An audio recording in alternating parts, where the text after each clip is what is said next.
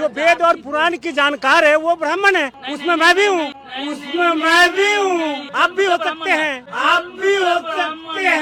अगर वेद और ज्ञान होना ही ब्राह्मण सूचक है तो हमारे यूपी में कथावाचक यादव समाज के लोग थे, क्यों उनका बाल मुंडन कर दिया? वो विद्वान नहीं था क्या? और पंडिताइन के मूत्र से उसको शुद्धिकरण किया गया। ये कहते हैं कि विद्वान होना ब्राह्मण सूचक है। यादव होकर के चमार होकर के यहाँ भागवत कहने आए हो। परीक्षित की मैडम से इन्होंने मूत्र बोले, भाभी आप अपना मूत्र ले आओ। उसे मूत्र से हमारे ऊपर छड़का इन्होंने। चलेगा कभी नहीं करेंगे, कभी मत करना, इतना समझ लेना। हमारे समाज में जितने भी ज्यादा भाई लोग हैं जो अपने आप के विद्वान समझते हैं, मैं दावे के साथ कहता हूं कि उनके यहाँ भी ब्राह्मण चावल दाल सब्जी नहीं खाएगा, आज भी नहीं खाता है। मैं आजमा के देख चुका हूँ। घमंड छोड़ दे। हमारे यादव समाज के लोग जिनको गुमान हो गया है कि मैं यादव समाज है, बड़का जात है, अखिलेश जी के भी नशा फट गया। पूर्व मुख्यमंत्री अखिलेश जी का नशा कब फटा? जब सीएम आवास जब खाली किए, सीएम आवास को जब गाँव मूत्र गंगा जल से धोया गया, उनका नशा फट गया। आप किस खेत के मूल्य हैं भाई? मिट्टी के मूर्ति में प्राण डाल देते हैं। किसी का बेटा मर जाए तो उसमें प्राण डाल दे, तब न जानेंगे। किसी का बेटा मर जाता है, उसके मन प्राण डाल दे, तब पंडित का गुलामी करेंगे। पहले के लोग अनपढ़ थे, हम लोग के दिमाग में पूर्वज के भरे हुए थे, जो पंडित के द्वारा मैंने श्राद्ध कर्म कराइए तो आपके माता पिता मैंने स्वर्ग में जाएंगे। कौन देखा है मैंने आदमी स्वर्ग में जाता है कि नरक में जाता है? कोई देखा है आज तक? पंडित जी आज तक देखे हैं कोई नरक में गए हैं कि स्वर्ग में गए हैं? सब ये पाखंडवाद है। हमारे समाज से जो दान लेते हैं और ये बोल के लेते हैं कि जो आप दान में दीजिएगा आपके पूर्वज को मिल जाएगा। मैं दान करने वाले साथी से पूछना चाहता हूं कि आपके पूर्वज को जो मिला उसका रिसीविंग उन्होंने दिया, आज तक इसका प्रूफ मिला? कि अगर हमको लंबे समय तक किसी देश पर शासन करना है तो अपनी संस्कृति उसके दिमाग में डालना होगा। इसीलिए उन लोगों ने हजारों साल में इन संस्कृतियों का निर्माण किया और हमारे लोगों के दिमाग में ये प्रोग्राम कर दिया इस संस्कृति जो हमारी नहीं है, और उसी संस्कृति को हमारे लोग ढो रहे हैं। और संस्कृति जिसकी होती है उसी की सत्ता होती है। तो इस संस्कृति को जड़ से उखाड़ के फेंकना होगा जो ब्राह्मणी संस्कृति है उसको, और अपनी भारत की जो संस्कृति रही है, प्राचीन संस्कृति, बौद्धिक संस्कृति, उसको स्थापित करना होगा। जाति पर न पाति पर यादव समाज ने हमला किया ब्राह्मणवाद के छाती पर। और मैं ऐसा क्यों कह रहा हूँ, इसके पीछे बहुत बड़ा कारण है। ये देखिए एक पोस्टर, भारतीय मूल निवासी सांस्कृतिक मंच के तत्वाधान में श्रद्धांजलि महासभा कार्यक्रम। शारदा देवी जिनका निधन हुआ था, उनके निधन के पश्चात उनके परिवार वालों ने शोक सभा का आयोजन किया। और इस शोक सभा में न पिंडदान हुआ, न कोई कर्मकांड हुआ, न कोई दान दिया गया, न कोई दक्षिणा दिया गया, और न ही किसी एक विशेष व्यक्ति को जिन्हें पुरोहित कहा जाता है उनको भी नहीं बुलाया गया। तमाम बहुजन समाज के लोग इस सभा में थे, तमाम बहुजन समाज के इंटेलेक्चुअल इस मंच पे थे और वो भाषण दे रहे थे। तमाम बहुजन समाज के पुरुष महिलाएं इस सभा में थे, वो उनकी बातें सुन रहे थे और वो पाखंड, अंधविश्वास, कर्मकांड के खिलाफ बातें कर रहे थे, संविधान की बातें कर रहे थे, ज्ञान की बातें कर रहे थे।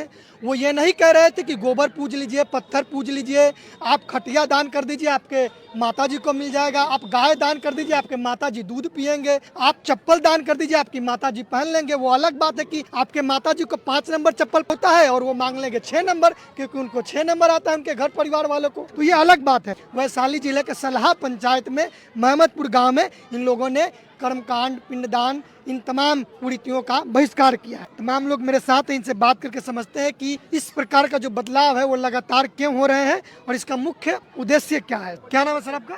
मेरा नाम अवधेश राय है और मैं पूर्व में भारतीय रेल में स्टेशन अधीक्षक के पद पर तैनात था। 31 अक्टूबर 2025 को मैं सेवानिवृत्त हुआ हूँ। और साथ में सबसे बड़ी बात है कि दुनिया में अगर कोई धर्म है तो मानव धर्म है। मानव की सेवा ही सच्ची सेवा है, उससे बढ़कर कोई भी धर्म नहीं है। और जाति अगर कहा जाए तो मानव में 2 ही जाति है, पुरुष और स्त्री का। लेकिन हमारे समाज को न जाने उन मनुवादियों ने जिस प्रकार जातियों में बांटकर अपने को सर्वस्व सबसे ऊपर माना और हमारे लोगों को पढ़ने से भी वंचित कर दिया। आज उसी विषमता को दूर करने के लिए हम लोग इस कार्यक्रम को आगे बढ़ाए हैं और आगे बढ़ाने का काम करेंगे। जब तक हमारा समाज, जब तक हमारे बच्चे, हमारे बच्चियां नहीं पढ़ेंगी तब तक उनमें ज्ञान नहीं आएगा, और जब तक वो तर्क नहीं करेंगे तब तक वो हमेशा गुलाम ही रहेंगे।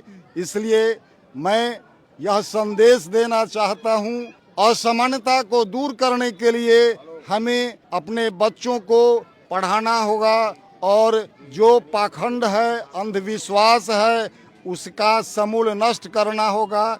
जिसके जड़ में मनुवाद है, इस मनुवाद का मैं खंडन करता हूँ, मैं इसका कट्टर विरोधी हूँ। समाज में समानता लाने के लिए ये आवश्यक है कि हमारे जो लोग अभी तक शिक्षा से वंचित हैं, उन्हें पूजा पाठ में रहने के लिए कहा जा रहा है और एक तरफ उन्हें शिक्षा से वंचित किया जा रहा है। वे इस अधिकार को समझे। हमें संविधान चाहिए, हमारा देश संविधान से चल रहा है और चलेगा भी। इसके लिए हमें संघर्ष करना पड़ेगा। आप कह रहे हैं कि समानता स्थापित करना चाहते हैं, लेकिन ये जो कार्यक्रम हुआ है जिसमें आपकी माँ, मेरी माँ है, तो आप माता जी के निधन के बाद आपने जो ये कार्यक्रम का आयोजन करवाया, जिसमें जो पहले की जो व्यवस्था है, जिसमें पिंडदान, कर्मकांड, दान, दक्षिणा एक पुरोहित होते हैं उनको दिया जाता है और उनसे सारा कार्य संपादित करवाया जाता है, लेकिन वो सभी चीज़ें आपने नहीं करवाया है। तो ऐसा क्यों? क्योंकि इसमें समानता वाली बात, बराबरी वाली बात तो है नहीं। इसमें वो कर्मकांड, सारी परंपराओं को आपने क्यों छोड़ा और उनसे क्यों नहीं करवाया? इस पर सबसे पहली बात यदि कहा जाए तो जिस कर्मकांड की चर्चा होती है और लोग कर्मकांड का अनुसरण करते हैं, तो मैं इसका विरोध इसलिए किया हूँ कि जो कर्मकांड कराने वाले हमारे ब्राह्मण हैं, उनमें कोई योग्यता नहीं होती है और वे आचरण को नहीं मानते हैं। वे उनका आचरण उस कर्मकांड को कराने के लायक नहीं होता है और जब तक कर्मकांड कराने वाले पंडित आचरण से अच्छे नहीं होंगे तो हमें कर्मकांड का कोई भी फल नहीं मिलेगा, बल्कि कर्मकांड का प्रतिफल ही मिलेगा। जिस प्रकार हम यदि खेत में अगर बबूल रोपेंगे तो उसमें आम नहीं फलेगा, वही बात है कि अगर हम कर्मकांड को करेंगे तो उससे हमारा कोई कल्याण नहीं होगा।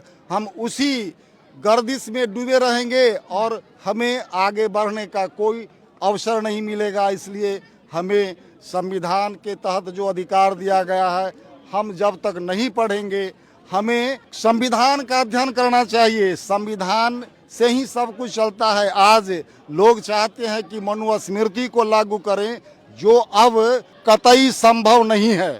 क्या नाम है आपका सर? सर मेरा नाम राजनंदन है। हमारे बड़े भैया जो अभी बात बोले वो 100% सही है और हम इनके जिंदगी भर हमेशा साथ रहेंगे। और हमारा जो कोई भी काम चल रहा है वो संविधान के अनुसार ही चल रहा है। तो इनका कहना है जो संविधान से ही सारा काम हो और ये देश जो चलता है संविधान से ही चलता है, ये कोई ग्रंथ और कोई वेद से नहीं चलता है। तो हम बड़े भैया के पक्षधर है, 100% पक्षधर रहेंगे, जिंदगी भर रहेंगे। आप किस पद पे हैं सर? हम अभी RPF में है, हेड कांस्टेबल है। क्या नाम है आपका सर? मेरा नाम श्यामनंदन कुमार है जी। आप किस पद पे हैं? फिलहाल साला पंचायत उप मुखिया हूँ। अच्छा, उप मुखिया है। एजुकेटेड है, डबल PG है। अच्छा, स्टेट पास है +2 वाला। तो ये सर चेतना जो आप लोग मनुवाद, ब्राह्मणवाद को छोड़ रहे हैं, पाखंडवाद को छोड़ रहे हैं, ये चेतना कैसे आ गया आप लोगों के अंदर? देखिए, आप पढ़े लिखे होगा तो जरूर जब चेतना आएगा। अगर वो पहले के लोग अनपढ़ थे, हम लोग के दिमाग में पूर्वज के भरे हुए थे जो पंडित के द्वारा बना श्राद्ध कर्म कराइए तो आपके माता पिता मैंने स्वर्ग में जाएंगे। कौन देखा है मैंने आदमी स्वर्ग में जाता है कि नरक में जाता है? कोई देखा है आज तक? पंडित जी आज तक देखे हैं कोई नरक में गए हैं कि स्वर्ग में गए हैं? सब ये पाखंडवाद है। तो आप बोले कि स्वर्ग नरक नहीं होता है, पंडित जी बताते होता है। वो कहते हैं कि भाई खटिया, चौकी, पलंग, जूता, चप्पल सब दीजिएगा तभी ना मिलेगा। पंडित लोग मिट्टी के मूर्ति में प्राण डाल देते हैं। अच्छा। किसी का बेटा मर जाए तो उसमें प्राण डाल दे, तब न जानेंगे। हम गुलामी करेंगे उनका। किसी का बेटा मर जाता है, उसके प्राण डाल दे तो हम पंडित का गुलामी करेंगे। अच्छा, तो मतलब ऐसा नहीं होता है? नहीं होता है, गलत बात है ये। कुछ नहीं होता है, स्वर्ग नरक कुछ नहीं होता है। स्वर्ग यही होता है, नरक यही होता है। तब कर्मकांड सब पाखंडवाद है। इसको हम लोग कसम प्रण का कर लिए हैं, जिसको दूर करेंगे। क्या नाम है आपका सर? SI अविनाश कुमार, ऐसा ही है सर आप? समस्तीपुर जिला जी। सारे परिवार के लोग जो है आप लोग किसी न किसी पद पे पोस्टेड है और आप इस तरीके का बड़ा बदलाव किए हैं। अक्सर ये देखा जाता है समाज में कि जो पढ़े लिखे लोग हैं या किसी पोस्ट पे पोस्टेड हैं वो थोड़ा सा डरते हैं कि भाई इस तमाम लफड़ों में क्यों पड़ा जाए, लेकिन आप जो है कि एक जोखिम लेकर समाज में एक जागृति फैला रहा है, एक कार्यक्रम भी आयोजित करवाए हैं, खुले मंच से लोगों को जागृत करवाए हैं, आप क्या कुछ कहेंगे सर इसमें? जो धर्म के प्रचार करते हैं, जो डराते हैं, उनका बेटी और बेटा पढ़ते हैं, विदेश में पढ़ते हैं जी, और हम लोग के यहाँ मतलब धर्म का मतलब ज्ञान बांटते हैं, और उनका मतलब बेटा मतलब जो विदेश में पढ़ते हैं। अगर धर्म का जब मतलब ज्ञान है, धर्म का ज्ञान है, ये तो वह मतलब जैसे यतियाँ पढ़ावे और तो धर्म का बचावे, जो है से अपना बेटा बेटी का यहाँ धर्म के प्रचार में लगावे, तो वो नहीं। हम लोग के धर्म के मतलब प्रचार करते हैं, मतलब यति लगाते हैं, और अपने महानुभाव मतलब बेटा बेटी के विदेश पढ़ाते हैं। जैसे में लीजिए जो मतलब कुमार विश्वास है, उनका बेटी मतलब बढ़िया यूनिवर्सिटी में विदेश में पढ़ रही है। उसी तरह से अब हम लोग का ही मतलब यह जागरूक समाज है जो अपना पुत्र को पढ़ावे, बच्ची को पढ़ावे, बच्चा से शिक्षा दे, और यही मतलब विकास है और यही ज्ञान है। क्या नाम है सर आपका? बिमल राय जी, आप किस पद पे थे? हम पुलिस इंस्पेक्टर से रिटायर किए हैं। ये लोग इस तरीके से बदलाव किए, आपका क्या कुछ कहना है इसमें? इस भतीजा जो बदलाव किए हैं इसमें मेरा पूरा सहयोग है, और मैं कहना चाहता हूं कि और समाज के आदमी है इसको बदलाव करें। ये पाखंड में जो डर है, भय है और ठगे जाते हैं, इसमें कुछ नहीं है। अपने बच्चे को आगे बढ़ावे, पढ़ावे लिखावे, उसको भविष्य बनावे, यही हमारा उद्देश्य है। क्या कहेंगे सर? बिल्कुल, अभी जो है, अभी तो हम लोग को सिर्फ शुरुआत है, इसको ज्यादा अभी नहीं विस्तार दिए हम लोग। ये अभी मतलब झांकी है, पूरा पिक्चर अभी बाकी है। कैसे? आज हमारे बिहार से ये कारवा शुरुआत हुआ है, लेकिन पूरे देश में चल रहा है। लेकिन आपको पता होना चाहिए इस बिहार में हमारे यादव की संख्या 14.5% है। तो जिस दिन जिस आंदोलन को यादव समाज पकड़ लेगा, जिसके विरोध में यादव समाज खड़ा हो जाएगा, उस दुश्मन को भागने में ज्यादा देर नहीं लगेगा। इसलिए मनुवाद को सतर्क हो जाना चाहिए और अपने होश को ठिकाने में आ जाना चाहिए।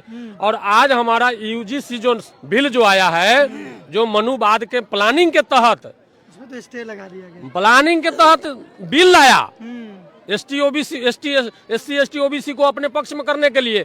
उसी का प्लान था कि एक ठो उठ के चल जाओ सुप्रीम कोर्ट में। वहाँ बैठा हुआ कौन है? बैठा हुआ वही लोग है जो आज हमारे समाज में पुरोहित बन के पैर पुजवाते हैं।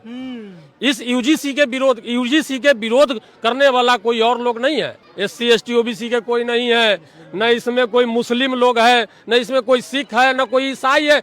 इसका जो भी यूजीसी का विरोध करने वाले लोग हैं, केवल सवर्ण क्लास के लोग हैं।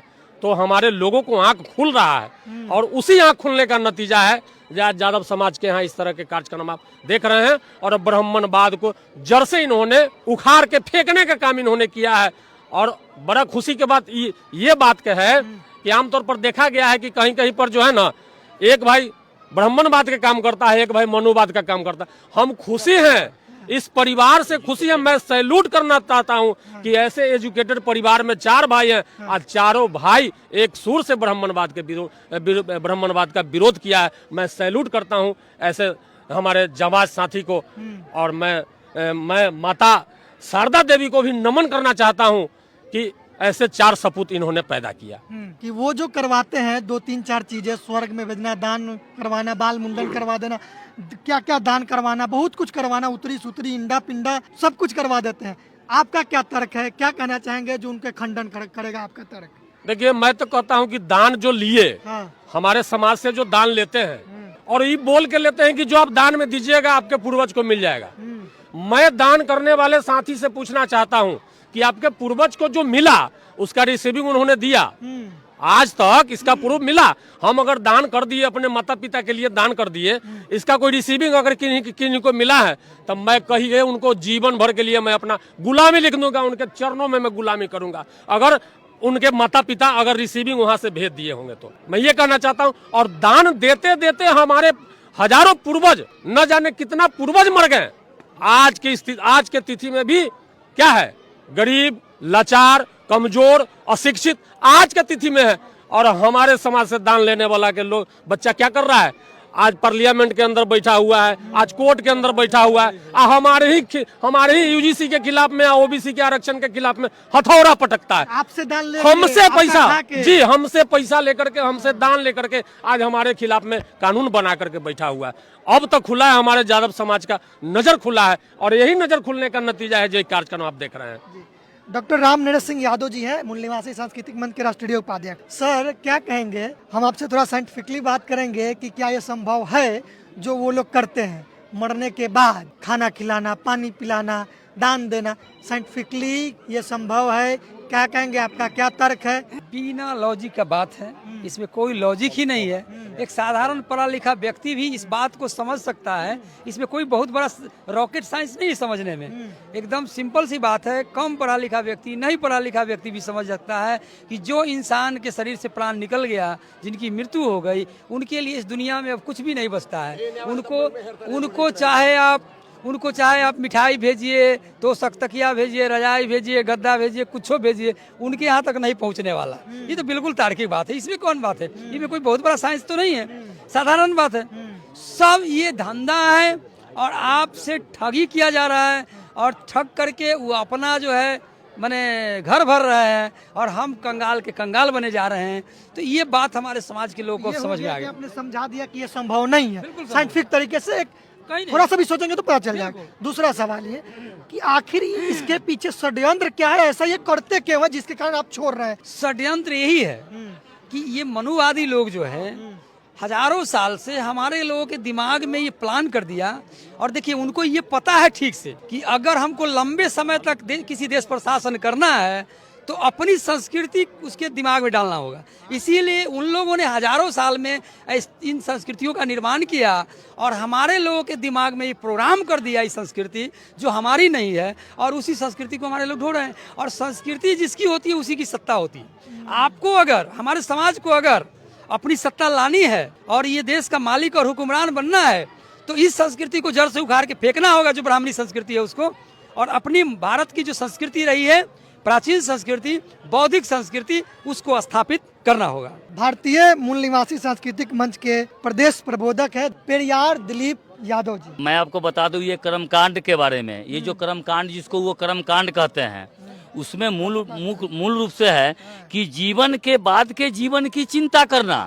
एक जीवन है जो हम सब हैं, जीवन है, अभी हमको भोजन चाहिए, कपड़ा चाहिए, वस्त्र चाहिए, सब सुख सुविधा चाहिए, तो अभी के लोगों के जीवन की चिंता करना। लेकिन वो कहते नहीं, जीवन के बाद भी एक जीवन है, तो उसकी चिंता करना की बात करते हैं ये मरने के बाद, कि तुम्हारे मृतक अगर मर गए तो वो क्या खाएंगे, क्या पहनेंगे, कहाँ सोएंगे, उनके जीवन की चिंता करना ये ब्राह्मणवाद की सबसे बड़ा मुख्य कारण है। कि हमारे लोगों को ये दिमाग में डाल देता है कि तुम उसकी चिंता करो जिसके शरीर के, जिसके अस्तित्व को हम अग्नि में विलीन कर दिए, पंचचित्त में विलीन हो गया, जल गया, समाप्त हो गया, फिर उसकी चिंता क्या करना? उसके लिए चिंता हम उसकी करेंगे, उसके आत्मा की चिंता नहीं करेंगे। चिंता हम उस आत्मा का करेंगे जो आत्मा जिंदा है, वो अच्छा ढंग से कैसे रहेगा, उसका परवरिश कैसे होगा, हम उसकी चिंता न करेंगे। हम मरने के बाद के लोगों की चिंता नहीं करेंगे। और ये जो ब्राह्मणवाद है, इसका मुख्य कारण है कि ये भारत के जो मूल निवासी है, इस मूल निवासी के पास चूंकि पूरे शरीर में तो शरीर उसका तो अपना है, लेकिन इस पर उसका कब्जा है ब्राह्मण का। मतलब ये कपाल मस्तिष्क पर, ये दिमाग पर, ये दिमाग पर बुद्धि, हाँ बुद्धि इसको बुद्धि दिमाग पर, ये मूल निवासियों की दिमाग पर कब्जा कर लिया है। वो जानता है कि पूरे शरीर से वो खाता है, हाथ उसका है, मुंह उसका है, कान उसका है, नाक उसका है, पैर उसका अपना है, लेकिन ये उसका अपना नहीं है। ये नहीं, ये दिमाग उसका है। और जैसे मन करता है वैसे डीलिंग करता है। वो जन्म से, जैसे जन्म से, गर्भ से, समय से लेकर के गर्भावस्था में होगा तो वो ब्राह्मण को बोलेगा, वो कहेगा कि जाओ उसके किसी ब्राह्मण को ले आओ। गर्भ में जो बच्चा पल रहा है उस पर वो बच्चा कैसे स्वस्थ होगा, कैसे बढ़िया होगा, तो उसके लिए कहेगा कि इतवार करो, मंगल करो, सोमवार करो, बुध करो। वो तरह तरह का पर्व त्योहार करके उसको फास्टिंग कराएगा। फास्टिंग कराने का मतलब है कि विज्ञान कहता है कि किसी भी गर्भवती महिला को वो उपवास नहीं रहना चाहिए, खाली पेट नहीं रहना चाहिए, क्योंकि खाली पेट रहने से वो जो बच्चा का जन्म होगा वो बच्चा मानसिक और शारीरिक रूप से कमजोर होगा, ये विज्ञान कहता है। लेकिन धर्म कहता है कि नहीं, तुम उपवास करो, तुमको मैंने शनिचर इतवार सोमवार मंगल बुध अगर सब दिन करोगे तो तुम्हारा बच्चा स्वस्थ होगा। जबकि हमको गर्भावस्था में ही हमारे मूल निवासी के बच्चों को, हमारा आने वाली पीढ़ी को वो जो है कमजोर कर देता है। वो जन्म लेने के बाद जो है कितना विकसित करेगा, उसके बाद फिर जन्म लेता है, फिर नाम पूछने के लिए उसके पास दौड़ के जाता है। अरे जन्म लगता है कि उसी का बच्चा है क्या? अरे बच्चा पैदा तुम किए हो, तुम उसका परवरिश करोगे, सब कुछ करोगे, और तुम दौड़ के उसके पास चले जाते हो कि इसको बताओ इसका हम नाम क्या रखें। तुमको नाम रखने का तुमको अधिकार नहीं है। तुम अपने दिमाग में नहीं सोचा कि जन्म मैं दिया हूं तो नाम भी मैं रख सकता हूं, तो वो नाम रखने के लिए चला जाएगा। उसके बाद जब होगा तो छठी होगा, 27 में डालेगा, फिर स्कूल भेजे, कहिया स्कूल भेजेंगे इसको, अच्छा दिन को तो खूब पूजा उजा करके स्कूल भेजेगा। शादी का समय आएगा, रिजल्ट जब परीक्षा में आएगा तो दौड़ के फिर ब्राह्मण के पास जाएगा। शादी जब होगा तो शादी की तारीख पूछने के लिए उससे जाएगा कि कब हम अपने बच्चे को जो है मैंने शादी करें, उससे पूछेगा। घर में जब घुसेगा तो घर में प्रवेश करने के लिए फिर उससे पूछने जाएगा। फिर जब उसके बाद जो है किसी भी तरह का अगर मरेगा तो उसी तरह किसी भी तरह का शुभ काम करेगा। जो वेद और पुराण की जानकार है वो ब्राह्मण है, उसमें मैं भी हूँ, आप भी हो सकते हैं, आप भी हो सकते हैं। जन्म से ले लिया ब्राह्मण चलेगा। अगर वेद और ज्ञान होना ही ब्राह्मण सूचक है तो हमारे यूपी में कथावाचक जादव समाज के लोग थे, क्यों उनका बाल मुंडन कर दिया? क्यों बाल मुंडन किया? वो विद्वान नहीं था क्या? जादव समाज होने के बावजूद भी अगला के बाल मुंडन कर दिया और पंडिताइन के मूत्र से उसको शुद्धिकरण किया गया। ये अपमान जो हुआ, ये अपमान दिखाई नहीं देता है हमारे लोगों को। और हाल फिलहाल में मध्य प्रदेश में जो अभी एक तो जादव समाज के लोग जो 12 इंची के टीकी रख लेता, उसको टीकी छील दिया, उखाड़ लिया, हाथ से पकड़ के उखाड़ लिया, ये कहते हुए कि टीकी रखना तुम्हारा काम नहीं है, तुमको कौन अधिकार दे दिया टीकी रखने के लिए? तो ये कहते हैं कि विद्वान होना ब्राह्मण सूचक। जो हमारे समाज में जितने भी ज्यादा भाई लोग हैं जो अपने आप के विद्वान समझते हैं, मैं दावे के साथ कहता हूं कि उनके यहाँ भी ब्राह्मण चावल दाल सब्जी नहीं खाएगा, आज भी नहीं खाता है। मैं आजमा के देख चुका हूं। घमंड छोड़ दे कि मैं विद्वान हो गया हूं। हमारे जादव समाज के लोग जिनको गुमान हो गया है कि मैं जादव समाज है, बड़का जात है, अखिलेश जी के भी नशा फट गया। पूर्व मुख्यमंत्री अखिलेश जी का नशा कब फटा? जब सीएम आवास जब खाली किए और सीएम आवास को जब गांव मूत्र गंगा जल से धोया गया, उनका नशा फट गया। आप किस खेत के मूली हैं भाई? नाम मेरा कुशेश्वर सहनी, बलिया सहदई प्रखंड से हूँ। समाज के लोग मरते हैं, वो ब्राह्मण जो है स्वर्ग में भेजते हैं। खुद उसको स्वर्ग को पता नहीं है कि स्वर्ग है क्या। स्वर्ग के बारे में मैं बताता हूँ कि स्वर्ग क्या है। प्रथम स्वर्ग है निर्मल काया, जो हमारा शरीर निरोगी होना चाहिए। दूसरा स्वर्ग है घर में माया, हमारे पास रुपये पैसे होगा, धन दौलत होगा, दूसरा स्वर्ग है। तीसरा स्वर्ग है पतिव्रता नारी, और चौथा स्वर्ग है पुत्र आज्ञाकारी। ये चीज वो नहीं बता पाते।